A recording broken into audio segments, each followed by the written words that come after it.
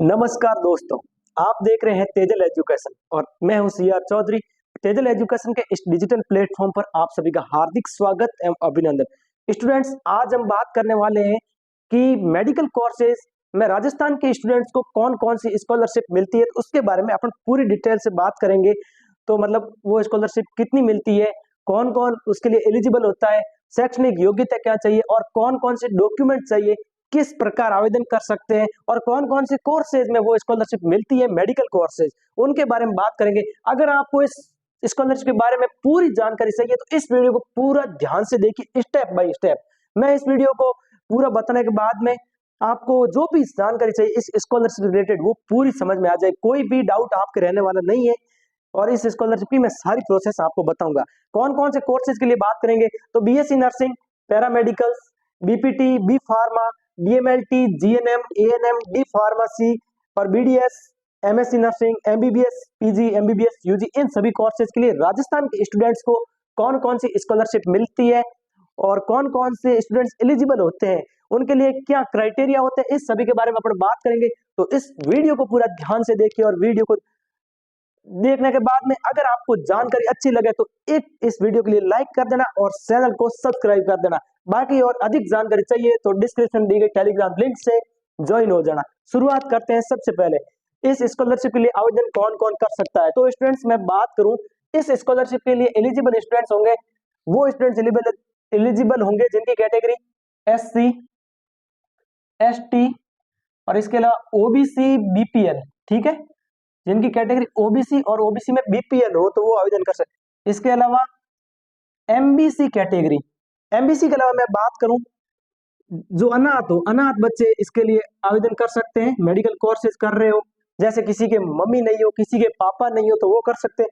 इसके अलावा तलाकशुदा औरत के बच्चे, ठीक है, तलाकशुदा के बच्चे भी आवेदन कर सकते हैं। ठीक है, तो आपको समझ में आ गया एलिजिबल कौन है इस स्कॉलरशिप के लिए। SC category, ST category, OBC, BPL, MBC category, अनाथ और जो तलाकशुदा। इसके अलावा एक केंद्र के द्वारा आरक्षण है जिसकी कैटेगरी ईडब्ल्यूएस, उनको ये स्कॉलरशिप नहीं मिलती, केवल इन्हीं कैटेगरी में स्कॉलरशिप मिलती है। तो आपको ये बात समझ में आ गई होगी कौन कौन इस स्कॉलरशिप के लिए एलिजिबल है। ठीक है, इसके बाद मैं बात करूंगा कि आवेदन की प्रक्रिया क्या है। ठीक है, इस स्कॉलरशिप की आवेदन की प्रोसेस क्या है, तो मैं बात करूं आवेदन की प्रोसेस की, तो इस स्कॉलरशिप के लिए जो आवेदन होता है वो ऑनलाइन आवेदन होता है। ठीक है, ऑनलाइन आवेदन होता है एसएसओ आईडी के माध्यम से। आपके पास एक एसएसओ आईडी होनी चाहिए, एसएसओ आईडी, तो उस आईडी के माध्यम से होता है। और ये आवेदन आप किसी भी ई मित्र सेंटर, ठीक है, ई मित्र सेंटर या सीएससी सेंटर पे जाके आप इस स्कॉलरशिप के लिए आवेदन कर सकते हो। आप अपने मोबाइल से नहीं कर पाओगे क्योंकि इसके अंदर बहुत सारी कुछ डिटेल्स है जो मोबाइल से फिल नहीं कर सकते। अपने को ई मित्र सेंटर पे जाना होगा और वहां पे ऑनलाइन आवेदन होगा, उसके लिए आपकी एसएसओ आईडी चाहिए। इसके अलावा और डॉक्यूमेंट चाहिए वो मैं आगे बताऊंगा, लेकिन ये आपकी आवेदन की प्रोसेस है। ठीक है, अब ये आवेदन कब से कब तक आप कर सकते हो इस स्कॉलरशिप के लिए। स्टूडेंट्स, इस स्कॉलरशिप के लिए आपके आवेदन शुरू हो गए हैं। ठीक है, इस स्कॉलरशिप के लिए सेशन 2024 एंड 25 के लिए, इसके लिए आपके आवेदन शुरू हो चुके हैं ऑनलाइन, जो आपके 14 नवंबर 2024 से लेके चलने वाले हैं 31 जनवरी 2025 तक। ठीक है, यह आपके आवेदन की डेट है, 2025 तक आप आवेदन कर सकते हो। ठीक है, और समाज कल्याण की स्कॉलरशिप के लिए। और शैक्षणिक योग्यता की बात करूं मैं स्टूडेंट्स, तो आपको पता है ये कोर्सेज आप 12th पास आउट ही कर सकते हो। 12th पास आउट जिनके पीसीबी स्ट्रीम के स्टूडेंट है। ठीक है, मैं इन कोर्सेज की बात कर रहा हूं तो इनमें पीसीबी स्ट्रीम के ही बच्चे होते हैं, पीसीबी स्ट्रीम के बच्चे होने चाहिए। पीसीबी का मतलब है फिजिक्स, केमिस्ट्री और biology. 12th pass out, PCB 12th pass out बच्चे इस स्कॉलरशिप के लिए आवेदन कर सकते हैं। ठीक है, आपको ये बात समझ में आ गई। इसमें भी कुछ क्राइटेरिया होता है, समाज कल्याण विभाग का इनकम का क्राइटेरिया होता है। ठीक है, इनकम का, तो वो इनकम कितनी होती है, तो स्टूडेंट्स मैं बता दूं इस स्कॉलरशिप में आपको आवेदन करने के लिए आपके परिवार की वार्षिक आय, ठीक है, आपके परिवार की वार्षिक आय है वो 2.5 लाख, 2.5 लाख 2.50, ठीक है, 50 लाख आय होनी चाहिए या इससे कम होनी चाहिए, या इससे कम होनी चाहिए। ठीक है, इससे अगर ज्यादा होती है आपके परिवार की वार्षिक आय, ठीक है, तो आप स्कॉलरशिप के लिए एलिजिबल नहीं होंगे। समझ में आ गई? या इससे कम हो तो ये आपके परिवार की वार्षिक आय होनी चाहिए। अगर 2.5 लाख तक या 2.5 लाख से कम अगर आपके परिवार की वार्षिक आय होती है तो आप जो कैटेगरी मैंने बताई उसके अंदर आप एलिजिबल हो इस स्कॉलरशिप के लिए। ठीक है, इसके बाद मैं बात करूं स्टूडेंट कितनी छात्रवृत्ति मिलेगी, छात्रवृत्ति मिलेगी कितनी, तो स्टूडेंट इसमें कैटेगरी वाइज अलग अलग होता है। जैसे SC category, ST category, MBC category, इन कैटेगरी स्टूडेंट है और उन्होंने चाहे किसी भी कॉलेज में एडमिशन लिया हो, चाहे गवर्नमेंट कॉलेज हो चाहे प्राइवेट हो, ठीक है ना, गवर्नमेंट सेक्टर या प्राइवेट सेक्टर, प्राइवेट या गवर्नमेंट, अगर आपकी फीस भले ही लगी हो 50,000, ठीक है, स्कॉलरशिप का आप आवेदन करने के बाद आपकी पूरी 50,000 होगी, नहीं 50,000 की 50,000 स्कॉलरशिप आपको रिफंड हो जाएगी, रिफंड हो जाएगी। मतलब अगर कोई भी एससी, एसटी या एमबीसी कैटेगरी का, एमबीसी कैटेगरी में है और उसकी अगर प्राइवेट कॉलेज हो या गवर्नमेंट कॉलेज हो, उसकी भले फीस 50,000 लगे लेकिन स्कॉलरशिप के रूप में उसे 50,000 रुपए की फीस रिफंड हो जाएगी। ठीक है, और इसके अलावा मैं बात करूं अगर कोई भी ओबीसी कैटेगरी है, जैसे ठीक है ओबीसी कैटेगरी, ओबीसी कैटेगरी के अंदर आपको जितनी फीस लगेगी उसकी 8,000 रुपए वापस रिफंड होगी। कितनी होगी? 8,000 रुपए, ओनली 8,000 रुपए रिफंड होती है। ठीक है, तो ये बात आपको समझ में आ गई किस कैटेगरी के अंदर कितनी फीस वापस मिलती है। अब इसमें जैसे किसी के मम्मी पापा नहीं है तो भी 8,000 आएगी, तलाकशुदा है तो भी 8,000, इनमें अगर तलाकशुदा है मम्मी पापा नहीं है तो भी 50,000 ही आने वाली है, जितनी लगेगी उतनी फीस आएगी, और ओबीसी में 8,000 आएगी। तो ये बात आपको अच्छे से समझ में आ गई होगी। इसके बाद मैं बात करूं इस स्कॉलरशिप को आवेदन करने के लिए मुख्य डॉक्यूमेंट्स कौन कौन से चाहिए, मुख्य डॉक्यूमेंट्स, ठीक है, इंपोर्टेंट डॉक्यूमेंट्स की बात करूंगा स्टूडेंट्स, तो इंपोर्टेंट डॉक्यूमेंट्स के बारे में आप देख लो और उसके बाद में आपको कौन कौन सी बातें हैं वो ध्यान रखनी, इसके बारे में भी मैं बताऊंगा। तो सबसे पहले अपन बात करते हैं कि उत्तर मैट्रिक छात्रवृत्ति के लिए आवेदन करने के लिए आपके मुख्य डॉक्यूमेंट्स कौन कौन से चाहिए। स्टूडेंट्स में अगर बात करूं इसके लिए आपके पास एक तो होना चाहिए आपका कास्ट सर्टिफिकेट या जाति प्रमाण पत्र, ठीक है ना, जाति प्रमाण होना चाहिए आपके पास। इसके अलावा आपके पास मूल निवास होना चाहिए, ठीक है, मूल निवास के अलावा मैं बात करूं तो आपका आय प्रमाण पत्र जो आपके फादर का बनेगा, आय प्रमाण पत्र ये आपके फादर का होगा, ठीक है। और इसके अलावा मैं बात करूं तो आपके पास मार्कशीट होनी चाहिए। अब स्टूडेंट्स मार्कशीट किन की होनी चाहिए, अब जैसे कोई स्टूडेंट है जिसने अभी 2024-25 के अंदर ही कॉलेज में एडमिशन लिया तो उसने 12th पास की है तो 12th पास आउट की मार्कशीट चाहिए होगी। अगर कोई स्टूडेंट है जो अभी कॉलेज में पढ़ रहा है उसने फर्स्ट ईयर उत्तीर्ण कर लिया और सेकंड ईयर में आ गया तो उसको फर्स्ट ईयर की मार्कशीट आवेदन मतलब स्कॉलरशिप में आवेदन करने के लिए लगानी होगी। तो ये बात आपको समझ में आ गई होगी, ठीक है।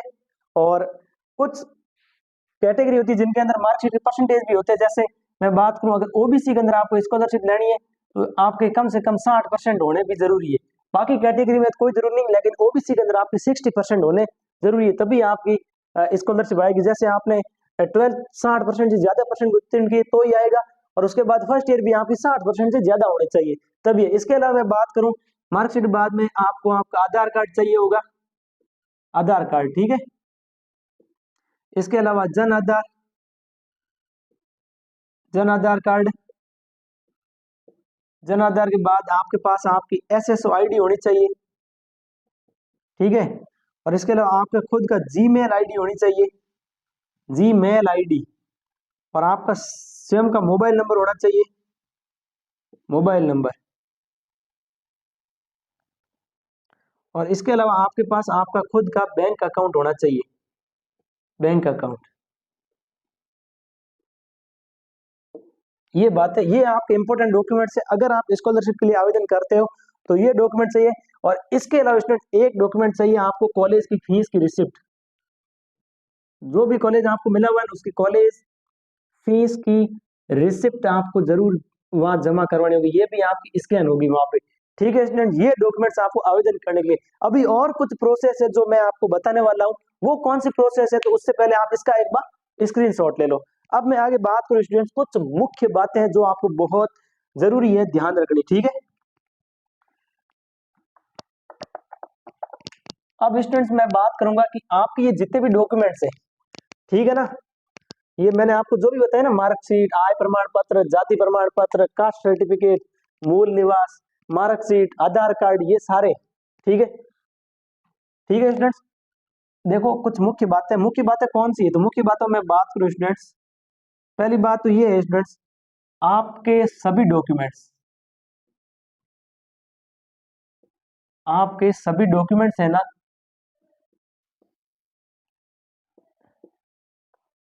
सभी डॉक्यूमेंट्स आपके बिल्कुल अभी के मतलब अपडेटेड बनाए हुए होने चाहिए, नहीं होने चाहिए मतलब ऐसा नहीं कि आपके 5-5 साल पुराना 6 मंथ ओल्ड हो सकते हैं, नए होने चाहिए, जैसे जाति प्रमाण पत्र है, मूल। दूसरी बात, all documents all documents are link in जन आधार। ठीक है, इसका मतलब ये हुआ स्टूडेंट्स, आपके जितने भी डॉक्यूमेंट्स है वो सारे के सारे जन आधार से लिंक होने चाहिए। ठीक है, और स्टूडेंट्स मैं बता दूं, जैसे कि आपका आधार कार्ड है, आधार कार्ड जैसे आपका आधार कार्ड, मैं एक उदाहरण के द्वारा, आपके सारे डॉक्यूमेंट्स लिंक थोड़े से, इसके अलावा एक बात और है, जैसे कि आपका आधार कार्ड है, आधार कार्ड के अंदर आपकी डेट ऑफ बर्थ है 2 जनवरी, ठीक है, 2005 ये, और आपने जन आधार के अंदर उसी आधार कार्ड की आपकी डेट ऑफ बर्थ क्या है, ये तो आपके आधार कार्ड के अंदर है, और जन आधार के अंदर आपकी 3 जनवरी 2005 है। ठीक है, अगर ऐसा होता है आपके डॉक्यूमेंट्स के अंदर, और फिर आप अगर स्कॉलरशिप का आवेदन करते हो, तो स्कॉलरशिप वाला पोर्टल कौन सी डेट ऑफ बर्थ लेगा, जन आधार वाली। ठीक है, बट आपके जैसे इससे आधार कार्ड में देखेगा तो आपके डेट ऑफ बर्थ हो जाएगी 2 जनवरी और या 3 जनवरी, तो आपका फॉर्म क्या हो जाएगा, रिजेक्ट। इसलिए इन बातों का विशेष करके ध्यान रखो, जब भी आप जन आधार के अंदर अपने डॉक्यूमेंट्स को अपलोड करो, वहां फिल करो, तो पहले अपनी डेट ऑफ बर्थ है वो मैच कर लेना सभी डॉक्यूमेंट्स के साथ। सिर्फ डेट ऑफ बर्थ ही नहीं, आपका नाम, आपके फादर का नाम, आपकी मदर का नाम, जो डॉक्यूमेंट्स आप जन आधार अपलोड कर रहे हैं, आपका एड्रेस हो, सब कुछ, सब कुछ आप पहले चेक करना, उसके बाद जन आधार में अपलोड करना और सभी को अपडेट करवा देना। और जन आधार के अंदर अपने मोबाइल नंबर, अकाउंट नंबर, सब कुछ ये सारे अपलोड करवा देना, तभी आपकी स्कॉलरशिप है। अगर आपके इसमें किसी भी प्रकार की एक लेटर का भी करेक्शन होता है ना, तो भी आपकी स्कॉलरशिप नहीं आएगी और फॉर्म डायरेक्ट रिजेक्ट हो जाएगा, दोबारा आप उसमें करेक्शन भी नहीं कर। इसलिए इन बातों का विशेष करके आपको ध्यान रखना है, क्योंकि और इसके बाद में स्टूडेंट मैं बात करूं कुछ बातें और है, जैसे कि आपका बैंक अकाउंट है ना, आपका बैंक अकाउंट, तो आपका ये बैंक अकाउंट, पहली बात तो जीरो बैलेंस वाला नहीं होना चाहिए, ठीक है ना, जीरो बैलेंस नहीं हो, जीरो बैलेंस या जनधन अकाउंट, और बैंक अकाउंट आपका स्वयं का होना चाहिए, ठीक है ना, सेल्फ बैंक अकाउंट होना चाहिए, सेल्फ। और दूसरी बात, जीरो बैलेंस नहीं होना चाहिए, और ये भी आपका जन आधार से लिंक होना चाहिए, आपके मोबाइल नंबर, ईमेल आईडी, जाति प्रमाण पत्र, मूल निवास, सारे के सारे आय प्रमाण सब कुछ जन आधार कार्ड से लिंक होने चाहिए, तभी आप इस स्कॉलरशिप में आवेदन कर पाओगे। ठीक है, तो ये बातें आपको विशेष करके ध्यान रखनी है। और स्टूडेंट आपके आवेदन शुरू हो गए, ई मित्र सेंटर पे आप आवेदन करो, तब अपने जितनी भी डिटेल्स है, ठीक है ना, जो भी डॉक्यूमेंट्स की डिटेल है, तो जब भी आप वहाँ पे स्कॉलरशिप के पोर्टल जो SSOID के माध्यम से आप जाओगे, तो वहाँ पे जब फिल करो ना, तब सारी की सारी जो आप डॉक्यूमेंट्स फिल कर रहे हो, जैसे आपके आधार कार्ड है, तो आधार कार्ड के अनुसार जो आपने अभी फॉर्म भरा है उसके अंदर सब की सब डेट ऑफ बर्थ आपकी सेम होनी चाहिए, आपका नेम, आपके फादर का नेम, मदर का नेम, ये सब सेम होना चाहिए। जैसे कि मैं आपको एग्जांपल के तौर पे जाऊं, और आपने SSOID के माध्यम से आवेदन किया, ठीक है, जैसे मैं मेरा बता रहा हूँ, ठीक है, SSOID के माध्यम से मैंने स्कॉलरशिप के लिए आवेदन किया, तो वहां पे मैं जैसे आवेदन करूंगा, तो वो जो भी डिटेल मांगे, जैसे मेरा नाम मांगा, तो मैंने अपनी स्पेलिंग लिख दी चूना राम, तो मेरा नाम है चूना राम, और मेरी ये सभी डॉक्यूमेंट्स के अंदर यही नाम है, ठीक है ना, चूना राम, बीच में स्पेस है और चूना राम, तो मैंने ये यही अपने SSOID के जो स्कॉलरशिप के लिए पोर्टल है उस पर आवेदन किया, तो चुना राम। उसके बाद मेरी कैटेगरी कौन सी, OBC, तो मैंने OBC ही फिल की, ठीक है, और उसके बाद मेरी जैसे मदर का नाम जैसे पन्नी देवी है, तो मैंने पन्नी देवी लिख दिया, ठीक है ना, तो मेरे सभी डॉक्यूमेंट्स के अंदर यही नाम है। अगर इसमें आपका कोई भी करेक्शन होता है, जैसे आपने यहाँ लिख दिया, जैसे आपने आवेदन किया, जैसे यहाँ पन्नी कुमारी लिख दिया, तो भी आपका डॉक्यूमेंट रिजेक्ट हो जाए, क्योंकि जैसे यहाँ पे एक बार डॉक्यूमेंट्स फिल करने के बाद में यहाँ सबमिट कर दोगे ना, सबमिट, और आपके कोई भी गलती कर दी और आपने सबमिट कर दिया, तो दोबारा आप उसमें करेक्शन नहीं कर पाओगे। तो इस बात का आपको विशेष करके ध्यान रखना है, अगर गलती कर दी तो फिर आपको स्कॉलरशिप आएगी नहीं, फिर आपको पूरा साल दे, फिर आप सोच रहे हो मेरी स्कॉलरशिप आएगी, तो इस भरोसे रहना मत। इसलिए फॉर्म भरने से पहले पूरी बातें एक बार ढंग से पढ़ना, एक बार नहीं 3-3 बार पढ़ लेना, पर गलती मत करना, इस बात का ध्यान रखना। ये ध्यान रखोगे तो स्कॉलरशिप आ जाएगी। नहीं तो बहुत सारे बच्चे गलती करते हैं, फिर बोलते हैं सरकार हमें इसको, सरकार कहाँ से देगी? आप अपनी डिटेल तो ढंग से फिल करो। ई मित्र वाले के भरोसे मत रहना, वो फॉर्म भरेगा तब वो जैसे भर के आपको बताएगा पूरी पूरी डिटेल, तो उसमें चेक कर लेना और उसके बाद ही सबमिट करना। ठीक है, ये बात समझ में आई?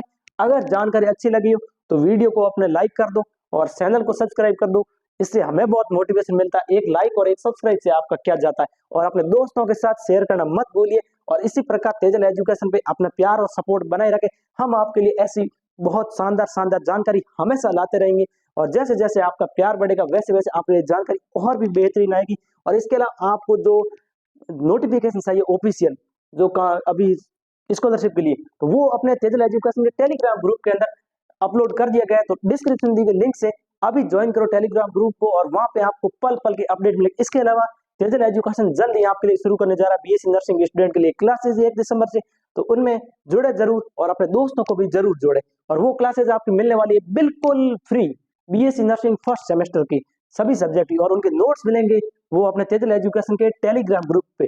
तो ज्वाइन हो जाओ आज ही, चिंता करने की क्या बात है, आपके लिए तो सब कुछ फ्री है। तो अभी आ जाओ, आपका स्वागत है।